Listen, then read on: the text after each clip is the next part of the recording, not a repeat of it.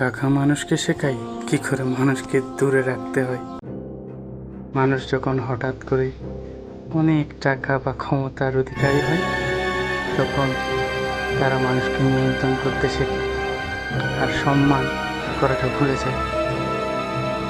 কোনো মানুষের ভিতর যদি বিনয়ী স্বভাবটা থাকে, তবে টাকা সেই বিনয়ী স্বভাবটাকে আরও বিনয়ীতে রূপান্তরিত করে। আর যদি কারো ভিতর অহংকারী রূপটা থাকে, তাহলে টাকা অহংকারী রূপটাকে দ্বিগুণ করে দেয়। টাকাওয়ালা মানুষরা মানুষকে নিয়ন্ত্রণ করে, কারণ ওরা ভয় পায় যদি মানুষজন ওদের অসম্মান করে। সেজন্য তারা আগে থেকেই মানুষকে নিয়ন্ত্রণ করতে শুরু করে। আর সকলের সাথে মন খুলে কথা বলতে তারা পারে না।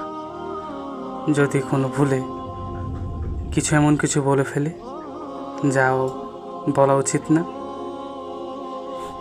একা হতে হতে তারা আবার ভাবে, ইস, টাকার সম্মানের পেছনে যদি না ছুটে জীবনটাকে উপভোগ করতাম,